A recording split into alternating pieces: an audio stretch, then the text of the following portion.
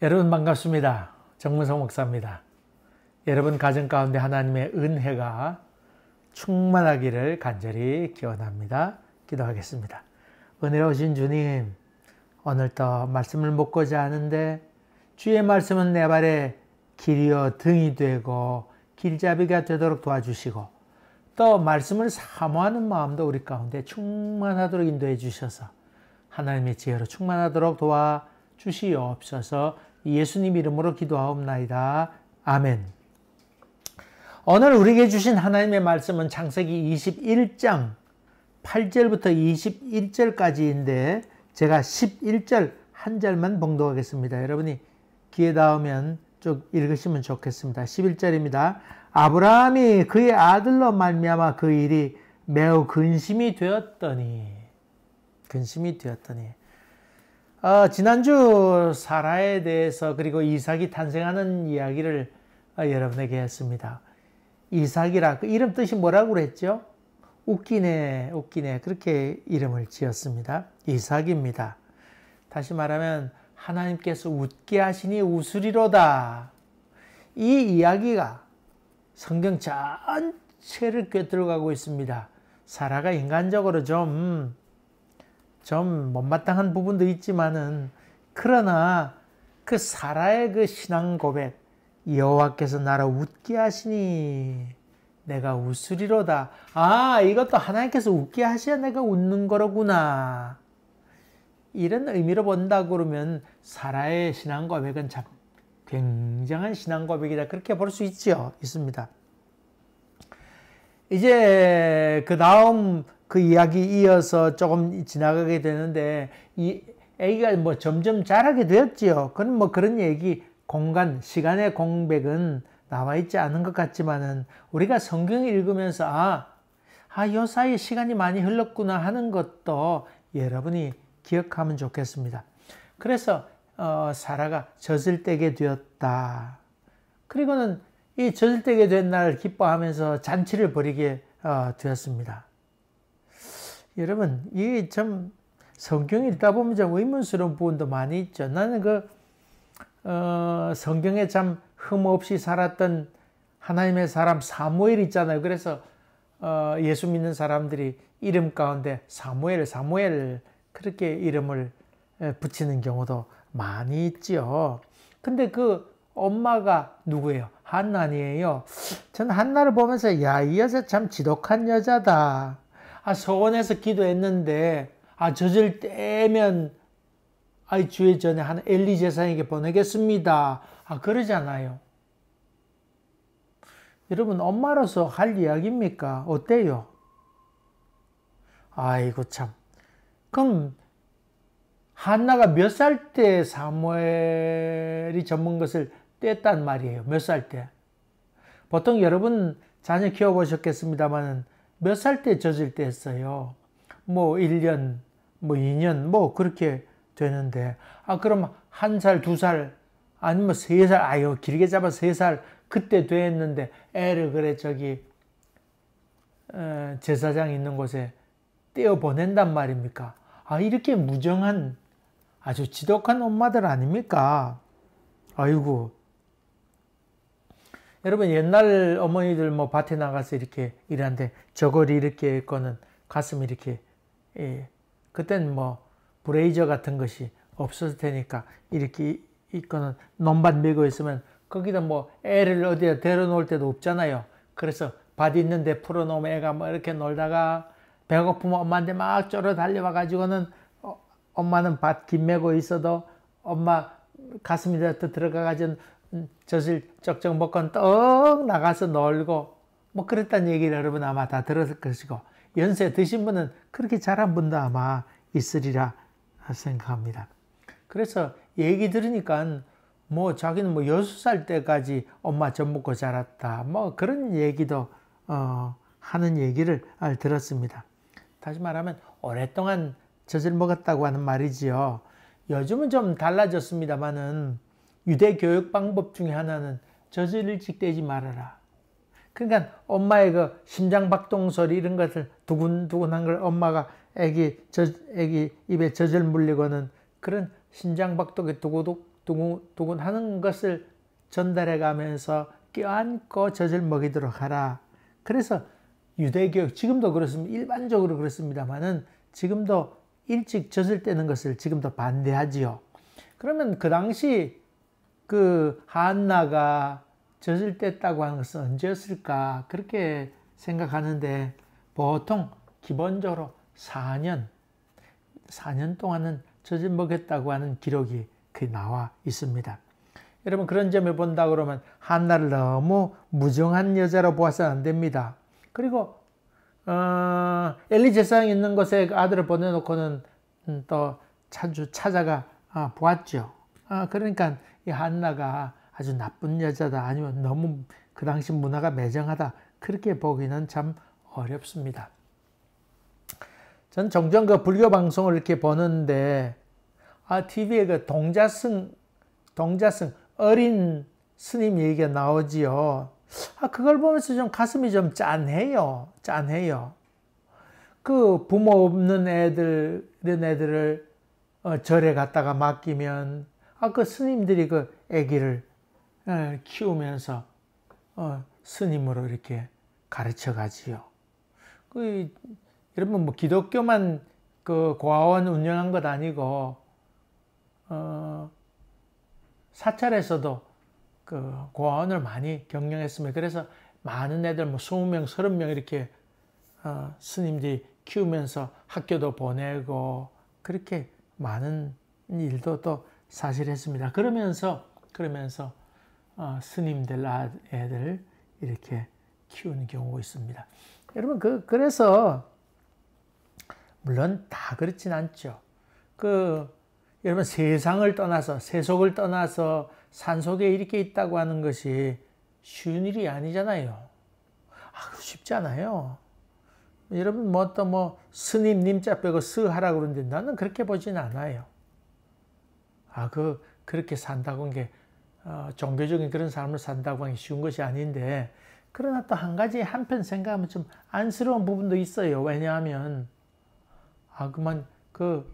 어릴 때부터 그렇게 자라거나 세상 정을 다 끊고는 그곳에 살잖아요. 그게 쉬운 일이 아니잖아요. 어쩌면 좀 매정한 부분도 좀 있다, 그렇게 생각하는데, 아마 그런 과정을 좀 많이 겪어서 또 세상에 아주 동생을 잃는다든가 어떤 사고를 당해서 잃어버리든가 이런 충격을 많이 받아서 세상 인연을 끊고 그 속에 들어가는 경우 많이 있죠. 그런 점에서는 참 아주 매몰차다 하는 생각도 좀 합니다. 어쨌든 이삭의 나이가 한 4살쯤 이렇게 되었는데 아브라함이 100살 때 낳았잖아요. 그러니까 이때 4살 때였으니까 104살 정도 되었을 것이고, 그때 이스마엘의 나이가 얼마쯤 됐을 것 같아요? 이스마엘. 여러분 오늘 봉독한 말씀과 앞부분에 보면 아브라함이 세례받는 장면이 나오지요. 아브라함이 세례받을 때 몇 살이었다고 그랬어요? 99살이라고 그랬잖아요. 그때 이스마엘의 나이는 몇 살이었어요? 맞습니다. 성경에는 13살이라고 그랬어요. 13살 때에 그렇게 이제 할례를 받아서, 할례 동기생이잖아요. 아브라함하고 그 아들 이스마엘하고는.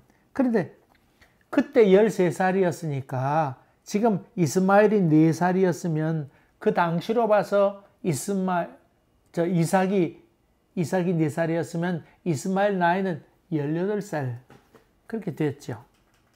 그러니까 18살 정도 되었는데, 여러분 예수님께서 몇 살 때 예수님의 어머니 요셉이 몇 살 때 결혼했을 것 같아요? 물론 여자가 나이가 좀 많은 경우도 있었고 한데 보통 16세 정도 되면 결혼을 했습니다. 그 당시 예수님 아버지 요셉 같은 경우. 여러분 애가 어떻게 애를 키우나, 물론 그렇게 되겠습니다만은 그때는 또 일찍 다들 성장했죠. 영국 같은 경우 한 100년 전, 그때는 영국 같은 경우 남자애는 만 14세가 되면 가정을 책임지라, 그렇게 가르쳤죠. 그렇게 가르쳤어요. 어쨌든 이스마엘이 18살 되었을 때 결혼할 나이가 되었다, 그렇게 볼 수 있습니다. 지난번에도 이 성경 공부를 하면서 말씀드렸지만은 이스라엘 사람들은 숫자에 대한 개념은 명확지 않다고 하는 말씀을 드렸지요. 그러니까 너무 그 숫자에만 얽매이지 말고 당시 그런 사람들이 뭐 그런 개념이 적었으니까 뭐 너무 그냥 몇 살 뭐 그렇게 안 하는 게 좋으리라 생각됩니다. 근데 이렇게 잔치를 벌이고 난 다음에 이 아브라함의 아내 사라가 하갈하고 이스마엘을 쫓아내라고 하는 겁니다. 이 말 들은 이 아브라함은 참 괴로워합니다. 이때 하나님이 출현해서 애와 그 계집종 때문에 괴로워하지 마라, 걱정하지 마라, 마음 아파하지 마라. 그리고 사라가 하는 말을 잘 들어주어라. 이삭에게서 난 씨라야 내 자식이 될 것이다. 또 그러면서 그 이스마엘도 한 민족을 이루게 될 게다. 이 말 들은 아브라함은 아침 일찍이 일어나서, 그랬으면 성경에 보면 아침 일찍이,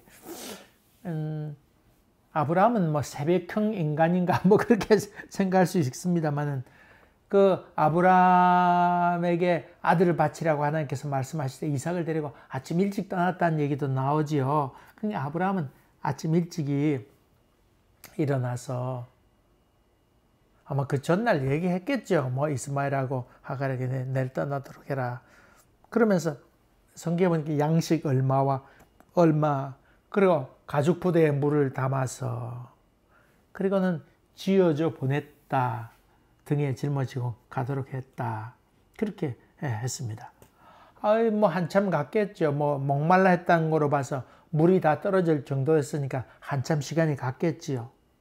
뭐 거기 도착해서 다들 지쳐서 덜썩 앉아있게 됐는데 그 엄마는 자식이 목말라고 있는 장면 그리고 죽어가는 것을 참아보지 못해서 떨어져 앉았어요.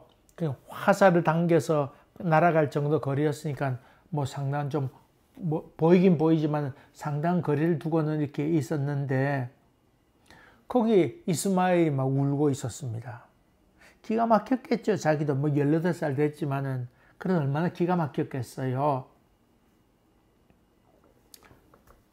그 이스마엘이 우는 소리를 듣고는 하나님의 천사가 그 엄마 하갈에게 찾아옵니다. 그리고 얘기하기를 걱정하지 말아라. 하나님께서 이 이스마엘의 울음소리를 들었다.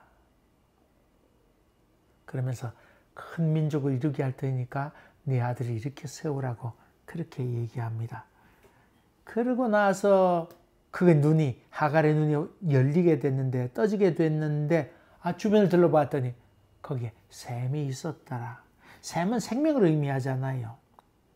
그렇게 해서 저들이 살아나게 되고 점점 더 왕성하게 되어서 이 이스마엘은 사냥꾼이 되고 광야에서 사냥꾼이 되고 또 애굽 여인을 아내로 맞이하게 되었더라. 그렇게 성경 기록하고 있습니다.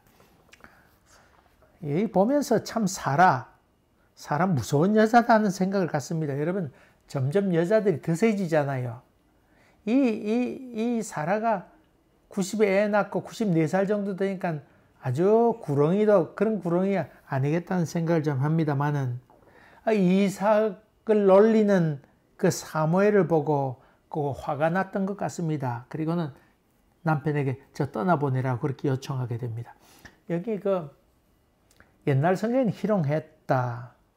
뭐 그렇게 얘기하고 또 놀렸다. 그런 표현 썼는데 사실 원어적으로 보면 그냥 놀았다. 그런 의미도 거기에 담겨 있습니다. 그러니까 이스마엘 18살 이스마엘하고 동생 4살 난 동생하고 뭐 그렇게 놀았는데 그러면 놀았다 그렇게 번역하기도 합니다.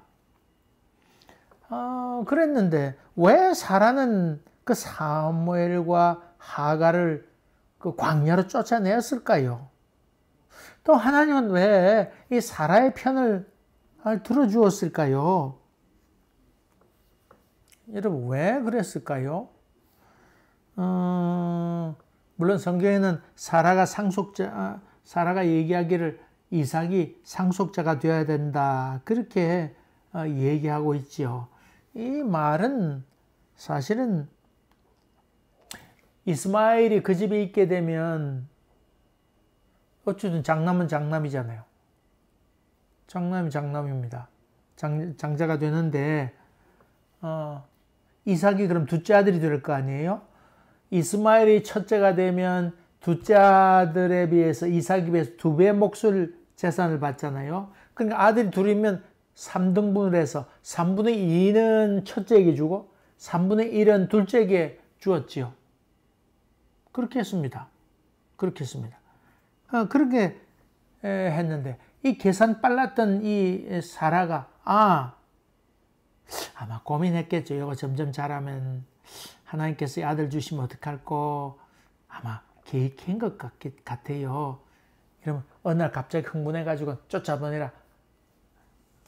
그렇게 나와 있지 않고 사실은 성경 전체를 통해서 인간의 죄에 대한 얘기할 때 늘 고의성을 얘기합니다. 죄의 고의성. 그러니까 이 기회를 엿보고 있다가 사라가 여튼 쫓아내야지. 이거 조금 더 잘하면 큰일 날 테니까 싹을 잘라버려야지. 아마 이런 생각을 가졌던 것 같아요. 참 이 장면을 보면서 사라에 대해서 참 어째 그럴 수가 있나. 좀 더불어 살면 좋으련만 왜 그렇게 했는가. 애들끼리 놀면서 서로 놀래키기도 하고 또 뭐 싸우기도 하고 말다툼도 하고 삐지기도 하고 돌아서기도 하고 그러면서 애들이 크잖아요. 자라면서 그런 과정을 겪지 못하면 나중에 직장 가서도 조그만 욕 들어도 참지 못하고 뛰쳐나가게 되지요. 여러분 그런 의미에서 보면 교회에서 애들이 자라게 한다는 게 참 귀중한 일이지요. 애들끼리 싸우고 그러면 그때 뭐 다른 교회 가겠다. 그러지 말고 거기서 잘 싸우기도 하고 또 싸우면 푸는 것도 배우고 욕도 먹기도 하고 욕하기도 하고 그런 과정을 잘 밟는 것이 교회 생활이지요. 요즘 점점 무서워져서 자기에게 뭐라고 한마디 하면 뭐 싸우고 난리 나고 애 싸움이 어른 싸움 된다고 그러잖아요. 그럼 좋지 못합니다. 어쨌든 자라면서 그런 과정을 좀 겪어야 되는데 이 사라는 아마 고의적으로 엿두고 봤다가 잔치 벌이고는 아마 그렇게 했습니다. 여러분 그 이스마엘을 18년 동안 사라가 키웠잖아요. 또 사실은 또 아닐 것도 없어요. 키웠어요. 그럼 키운 정도 있을 것 아니에요. 근데 이 사라 마음 가운데는 돈이 그의 가치관을 지배했던 것 같습니다. 이거 두었다가는 우리 이삭보다도 더 재산을 2배나 많이 가지겠다. 이런 생각하니까 뚜껑이 열리게 된 것이지요. 그리고 오랫동안 마음에 품고 있다가 잔치하고는 그 다음에 그대로 실행하라고 그 남편에게 요구하게 되지요. 근데 하나님은 이 사라의 요구를 들어줍니다. 내가 하나님 같으면 이 사라의 못된 심보를 좀 고쳐주었으면 좋겠는데 사라의 얘기를 들어주라고 그렇게 얘기하고 사라의 손을 들어줍니다. 왜 그랬을까요?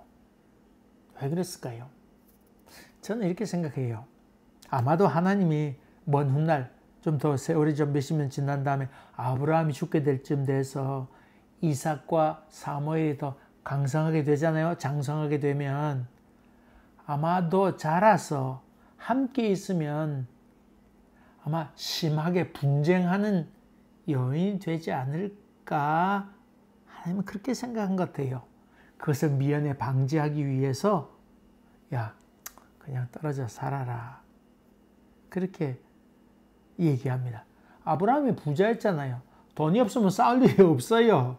그런데 모든 것이 풍족하고 대단한 것을 소유하게 되었는데 이런 것 때문에 결국은 이 이스마엘과 이삭이 싸우게 되지 않을까 그렇게 생각해서 칼부림 나는 것보다는 일찍 떼어놓는 게 좋겠다 아마 그렇게 생각을 가졌던 것 같아요.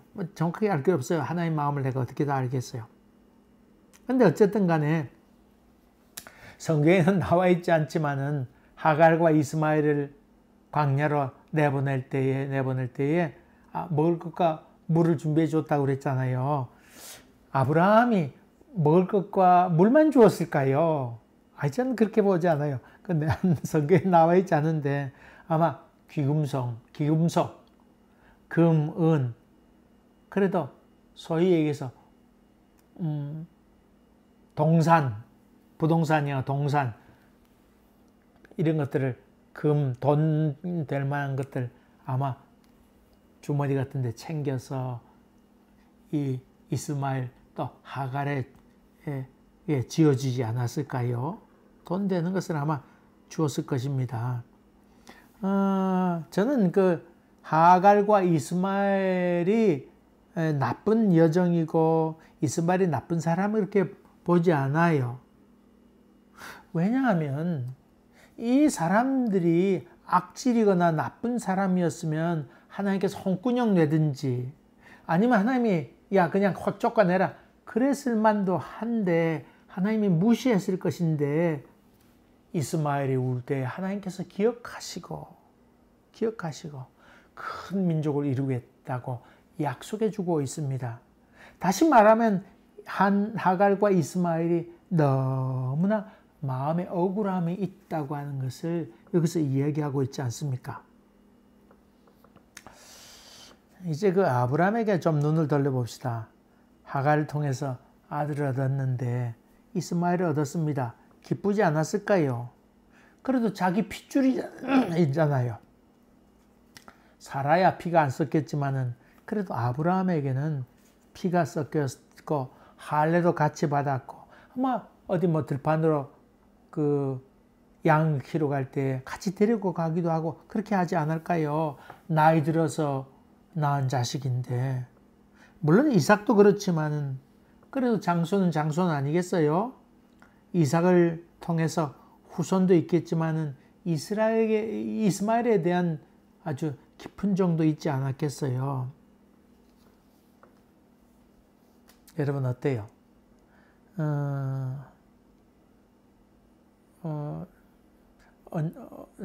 이렇게 있는데 어느 날 웬 젊은 청년이 물어물어 찾아와서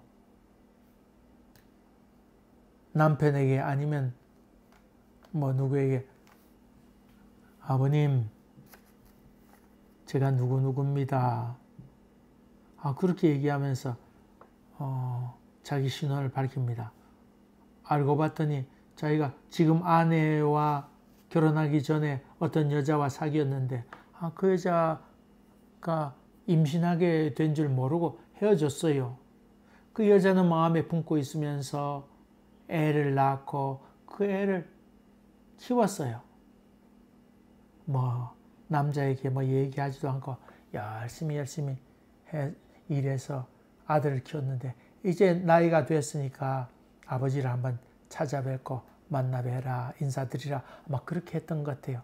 청년이 왔는데 아이고 잘생겼어요. 그렇다면 남편의 아들이 대학생이나 뭐 청년이 되어서 여러분 찾아온다 그러면 여러분은 그 아들을 받아들일 거예요? 안 받아들일 거예요? 여러분 어때요? 속으로 가슴이 철렁할까요? 이게 참 죄송한 얘기인데 저도 그런 상황을 이렇게 생각해 보면서 이건 만약이에요. 괜히 또 오해하지 마세요. 또. 근데 어쨌든 이런 상황에 대해서 웬 청년이 나에게 찾아와서 아버지 그랬다고 하면 내 마음에 속으로 참 받아들여야 되겠다는 생각도 하고 옛날에 대한 미안한 생각도 하면서 그러면서도 마음이 그냥 기쁘겠다 이런 생각을 가져요. 여러분 저보고 뭐 목사가 어떻게 그런 생각을 갖나 하지만은 만약에요. 아브라함에게 있어서 이스마엘도 그러지 않았을까요? 그러지 않을까요? 더구나 어릴 때부터 자란 걸 보고 키웠어요. 근데 이 애를 보낸다고 하는 것이 얼마나 괴롭고 힘든 일이었을까요? 그 사실 사무엘이 울었다고 그러지만은 사무엘의 울음소리에는 동시에 아브라함의 울음소리도 거기 담겨 있다고 볼 수 있습니다. 아브라함은 사라 편을 들자니 하갈과 이스마엘이 울고 이스마엘과 사라의 편을 들다니 들들 뻗고 한탄해하는 사라의 가슴 쥐어 뜯는 그 눈물의 얘기가 들려오게 되고 이 괴로움이 오죽했을까요? 아브라함이 힘이 없어서 그 아들을 보낸다 그러면 어쩔 수 없지만은 적어도 이 이스마엘이 자라서 내가 재산도 나눠주고 어려움이 당하면 내가 후견인 역할도 하고 보증도 하고 뒤를 넉넉히 대해줄 수 있는데 한미천 크게 해줘서 고생 안 하고 잘 살 수 있게 할 수 있는데 이 사라가 조금만 그 하갈과 화평을 누리면서 살았더라면 좋았을 텐데 하는 사라에 대한 원망도 있지 않았을까요? 아주 드센 여자를 만났구나. 이 포기할 수도 없고 포기 안 할 수도 없는 기막힌 상황 가운데 있었는데 이때 하나님께서 나타나셔서 근심하지 말고 보내라고 민족을 이루게 하겠다고 약속해 주십니다.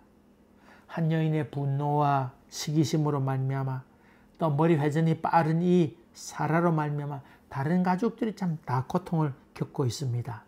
이때 하나님께서 개입하셔서 아브라함은 아브라함대로 마음의 한을 풀어주고 하갈에게도 맺혀있는 한을 풀어주고 내가 종으로 태어나서 이렇게 되었지 하는 생각을 또 갖게 되었는데 그것도 풀어주시고 이스마엘 설사 아브라함이 자기 아버지가 귀금속이나 뭐 다른 것들 한몫 챙겨주었다 할지라도 아버지가 좀 용기 있게 이렇게 했으면 좋았을 텐데 하는 생각으로 말미암아 사라에 대한 원망도 있고 그 아브라함에 대한 원망도 있지 않았을까요? 이런 원망이 있게 될 때에 하나님께서 나타나셔서 그와 함께 하겠다고 약속해 주십니다. 인간은 어쩔 수 없어서 매정하게 버리거나 아니면 광야로 보낼지 모르지만은 하나님은 기억하고 계십니다. 이스마엘의 흐느낌을 들으시고 하갈의 가슴 찢는 부르짐에 응답하셔서 하나님은 하갈의 눈을 번쩍 뜨게 하십니다. 그리고 곁에 샘을 보게 하셨습니다. 이스마엘은 광야에서 활 쏘는 사냥꾼으로 살아가게 되었고 애굽 여인을 아내로 맞이하게 됐다. 그렇게 얘기하고 있는데 이 말은 가정을 꾸몄다고 하는 얘기고 또 안정적인 생활을 유지하게 됐다는 얘기고 민족을 이루는 일에 아주 기초 단계를 잘 밟아나가서 복을 받고 있다고 하는 것을 성경은 기록하고 있습니다. 우리가 살면서 이런저런 일을 겪습니다만 그럴 때마다 하나님은 적극적으로 개입하셔서 여러분의 한 맺힌 울음소리에 들으시고 찾아오셔서 인도해주고 계십니다. 그리고 눈을 뜨게 하셔서 곁에 샘이 있음을 보게 합니다. 하나님이 인도하시면 멀리 있는 것 아닙니다. 바로 곁에 있습니다.